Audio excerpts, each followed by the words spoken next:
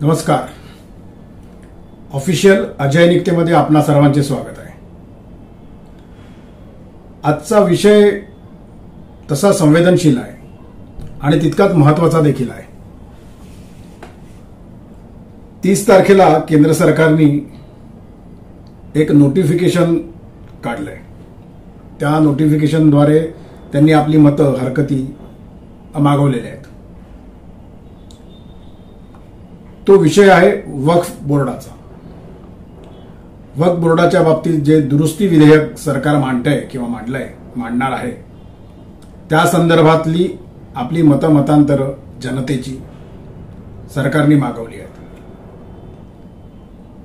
पण वक्फ बोर्ड म्हणजे काय नक्की, तर या संदर्भात मी आज आपणाशी थोडं बोलणार आहे.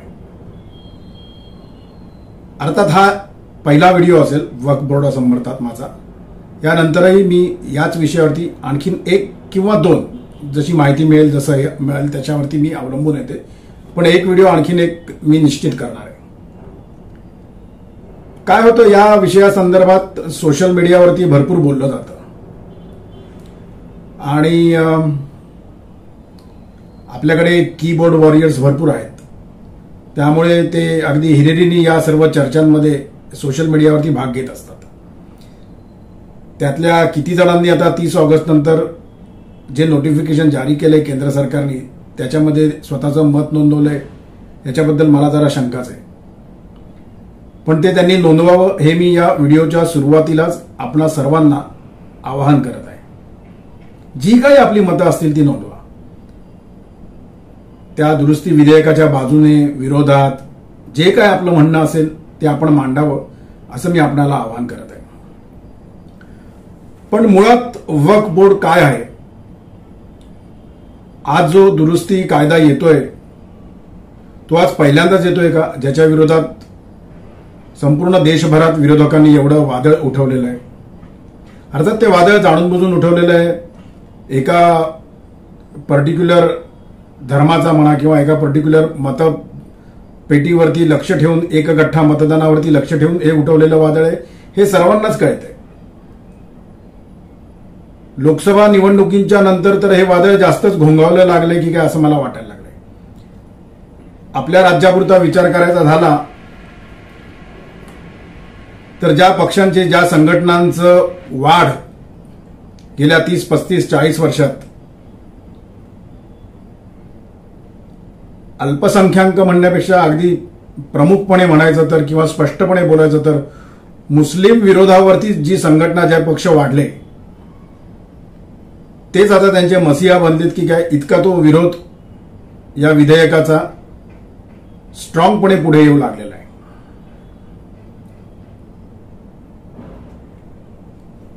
वक्फ बोर्डची पहिली दुरुस्ती कधी आली, काय काय घडलं, याचा मी मुद्दामून काही मुद्दे मी काढलेले आहेत. ते मी तुम्हाला मुद्दामून आज सांगतो इथे. खरं तर 1954 साली पंतप्रधानपदी जेव्हा जवाहरलाल नेहरू आले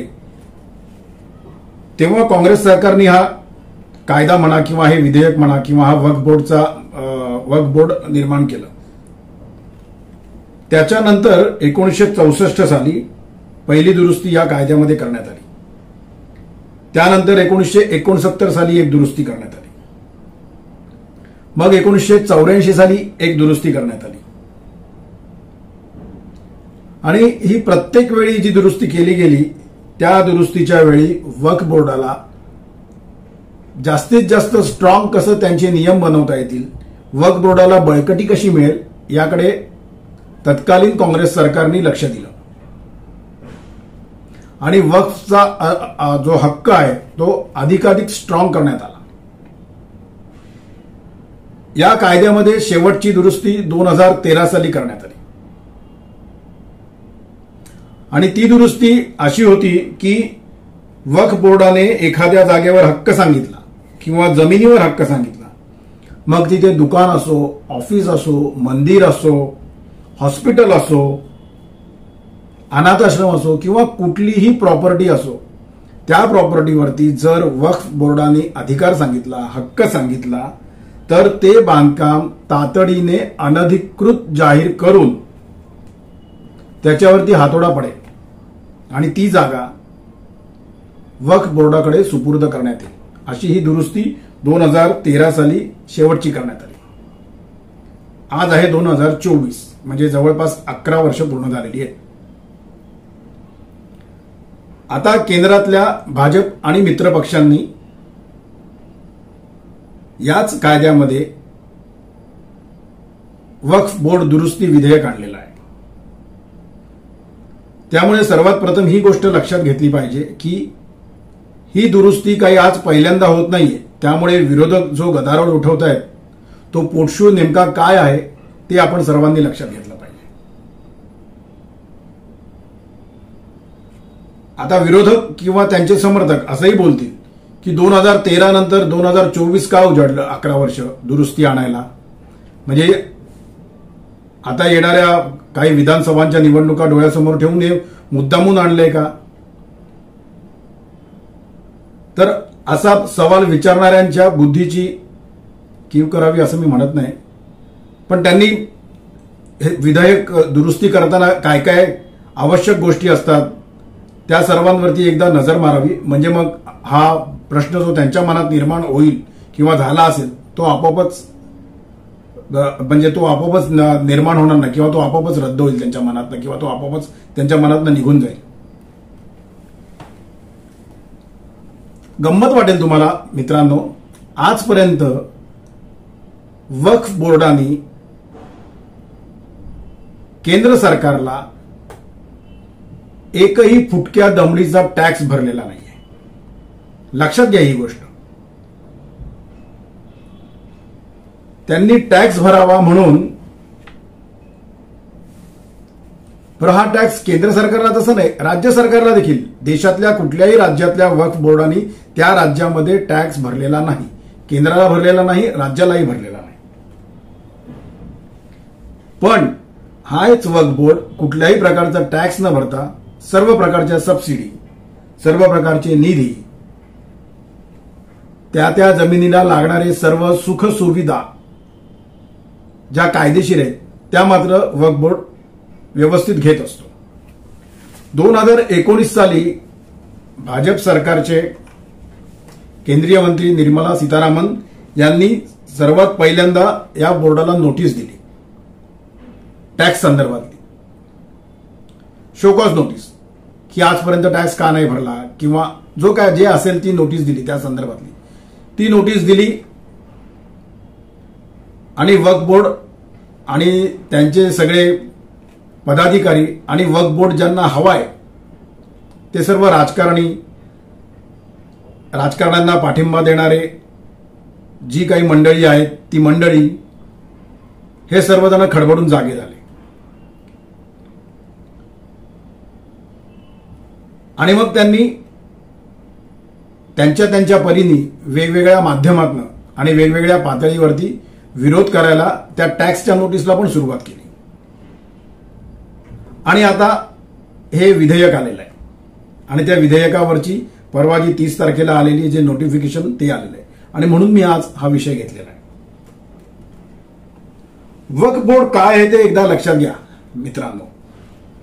या वक्फ बोर्डावरती दाऊदची माणसं आहेत असा आरोप आत्ताचे उपमुख्यमंत्री आणि तत्कालीन विरोधी पक्षनेते देवेंद्र फडणवीस यांनी विधानसभेत केला होता.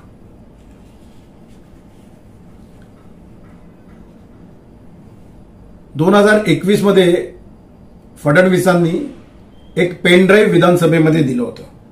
त्या पेनड्राईव्ह मध्ये वक्फ बोर्डाचे एक सदस्य आहेत डॉक्टर मुदस्सर लांबे नावाचे. त्या सदस्याने एका महिला कार्यकर्त्यावरती बलात्कार केला होता अशी तक्रार दिल्याचं फडणवीसांनी विधानसभेत सांगितलं होतं.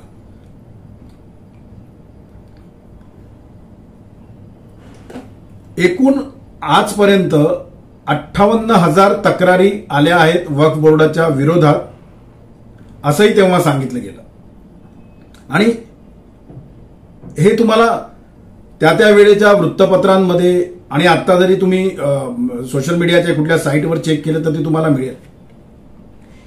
त्या 58,000 तक्रारींमधलं सुप्रीम कोर्टात आणि हायकोर्टामध्ये जवळपास 150 केसेस अजूनही प्रलंबित आहेत. तर तब्बल 18,000 प्रकरणं ट्रिब्युनलमध्ये आहेत.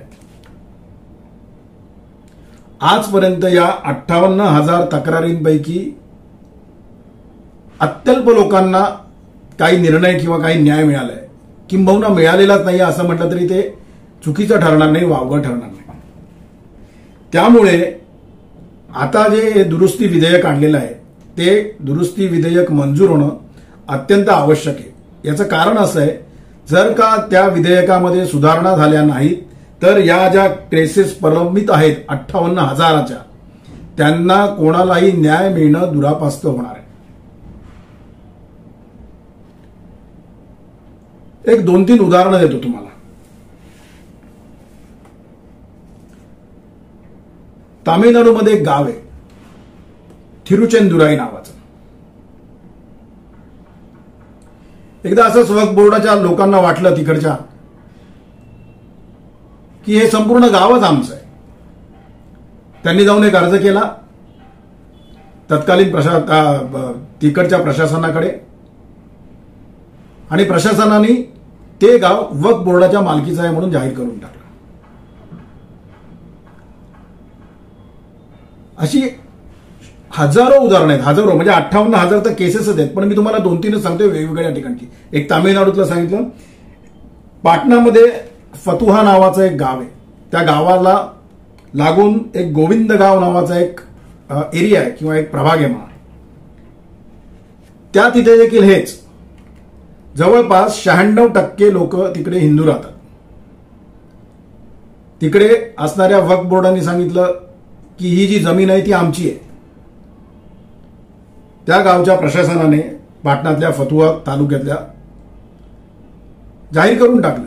म्हणजे जाहीर करून टाकलं म्हणण्यापेक्षा काय, तिथे दुसरा पर्याय नसतो, तिथे अपीलच नाहीये. वक्फ बोर्डाने सांगितलं की हे आमचं आहे तर ते आमचं आहे, आणि यासाठी दुरुस्ती होण्याची अत्यंत आवश्यकता आहे. आणि आता मी तुम्हाला आपल्या महाराष्ट्रातलं उदाहरण सांगतो. महाराष्ट्रातल्या लाखो लोकांचं जे श्रद्धास्थान आहे नवनाथांचं, त्या नवनाथांचं एक गुहा नावाचं एक गाव आहे छोटंसं राहुरीमध्ये, राहुरी तालुक्यात आपल्याकडे. तिथे कानिफनाथांची समाधी आहे. 2005 सालापासून हा खटला चालू आहे. 2005 साली काय झालं, या गुहा गावामधल्या वक्फ बोर्डाच्या पदाधिकाऱ्यांनी सांगितलं कानिफनाथांची समाधी, ते मंदिर आणि आजूबाजूची शेकडो एकर जागा, म्हणजे जवळपास ते संपूर्ण गावच हे आमचं आहे. त्याच्या विरोधात अनेक आंदोलनं झाली. सोमवती अमावस्येच्या दिवशी मागच्या वर्षी आपल्या हिंदू भाविकांवरती तिकडच्या अल्पसंख्य जमावाने मारहाण देखील केली. जेव्हा सोमवती अमावस्येच्या निमित्ताने कानिफनाथांच्या दर्शनाला आपली काही मंडळी तिकडे गेली होती त्यांच्यावरती, आणि मग ते प्रकरण पेटलं. आता ते प्रकरण देखील प्रलंबित आहे.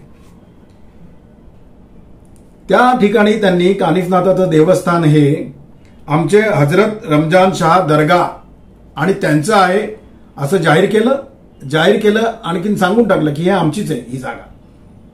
आणि प्रशासनाकडे पर्यायच नव्हता, कारण वक्फ बोर्डाच्या नियमांमध्ये, वक्फ बोर्डाच्या कायद्यामध्ये असं लिहिलेलं आहे की वक्फ बोर्डाचे पदाधिकारी जर सांगतील की ही जागा आमची आहे तर ती जागा त्यांची झाली, तिथे अपील नाही. आणि हे सगळ्या गोष्टी रद्द व्हाव्यात किंवा या सगळ्या गोष्टींना न्याय मिळावा म्हणून आता येऊ घातलेला दुरुस्ती विधेयक कायदा मंजूर होणं अत्यावश्यक आहे. एक लक्षात घ्या मित्रांनो, वक्फ बोर्ड म्हणजे ही काही साधी गोष्ट नाहीये. या वक्फ बोर्डाची टोटल प्रॉपर्टी 8,70,000 एवढी आहे. आणि ही आकडेवारी मी माझ्या मनाची नाही सांगत आहे. आपल्यापैकी कोणी हे चेक करू शकतो, तुम्हाला देखील हीच आकडेवारी मिळेल. या सर्व प्रॉपर्टीचा एरिया म्हणजे जमिनीचा एरिया किती असावा? ऐका, 9,40,000 एकर एरिया हा वक्फ बोर्डाकडे आत्ता आहे. या जी जागा आहे 9,40,000 एकरची, त्या जागेची सरकारी व्हॅल्यू, गव्हर्नमेंट व्हॅल्यू ज्याला म्हणतात ती आहे 1,20,000 कोटी अप्रॉक्सिमेटली. लक्षात घ्या मित्रांनो, एवढी जमीन म्हणजे 9,40,000 एकर जमीन ही आजच्या घडीला फक्त रेल्वेकडे आणि आपल्या डिफेन्सकडे आहे. म्हणजे टाटांकडे नाही, अंबानीकडे नाही, अदानीकडे नाही, कोणाकडेच नाही एवढी मोठी जमीन. 9,40,000 एकर ही जमीन आज वक्फ बोर्डाच्या मालकीची आहे.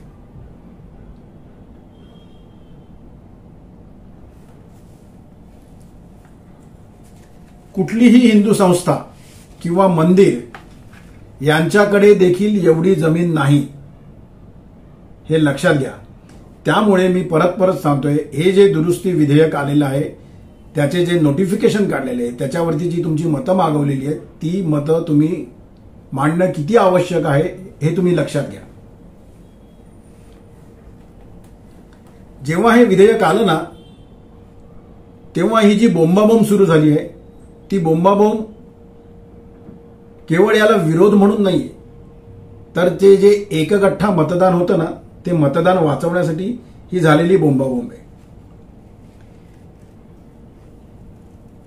याच बोर्डावरती जवळपास 11-12 वर्ष एक वसीम रिझवी नावाचे गृहस्थ त्यांचे अध्यक्ष होते. त्यांनी आता हिंदू धर्म स्वीकारलेला आहे आणि त्यांचं नाव आता जितेंद्र नारायण सिंग त्यागी असं झालेलं आहे. त्यांनी या संदर्भामध्ये त्यांची काही मतं मांडलेली आहेत. या विधेयकाबाबत जे काही होणार आहे त्याची मी पण वाट बघतोय. त्यानंतर मी याच विषयावरती आणखीन एक व्हिडिओ करणार आहे. तेव्हा मी आपणास हे जे आदरणीय त्यागी साहेब आहेत, जितेंद्र नारायण सिंग त्यागी, त्यांनी मांडलेल्या मतांचा आपण इथे उहापोह करू. त्यामुळे आजचा विषय याकडे केवळ राजकारण या दृष्टीने न बघता याची जी सामाजिक बाजू आहे, जी आपल्या पुढे येणाऱ्या पिढ्यांना महागात पडू शकते, त्याचा विचार करून जे नोटिफिकेशन काढलेलं आहे केंद्र सरकारने त्याच्यावरती आपली मतं नोंदवा, असं मी आपणा सर्वांना हात जोडून विनंती करतो. आजचा व्हिडिओ, आजचा विषय आपल्याला कसा वाटला हे मला कमेंटच्या माध्यमातून सांगा. व्हॉट्सअपवरती आपले मेसेज येत असतात, मला व्हॉट्सअपच्या माध्यमातून सांगा. ऑफिशियल अजय निकते हे चॅनल सबस्क्राईब करायला, लाईक करायला, शेअर करायला विसरू नका. आणि मित्रांनो, बेल आयकॉन नक्की दाबा. नवनवीन जे व्हिडिओ मी बनवतो ते आपणापर्यंत पोहोचायला नोटिफिकेशनमुळे त्यामुळे मदत होईल. लवकरच नवीन विषय घेऊन आपणासमोर येईल. तोपर्यंत आपली रजा घेतो. धन्यवाद.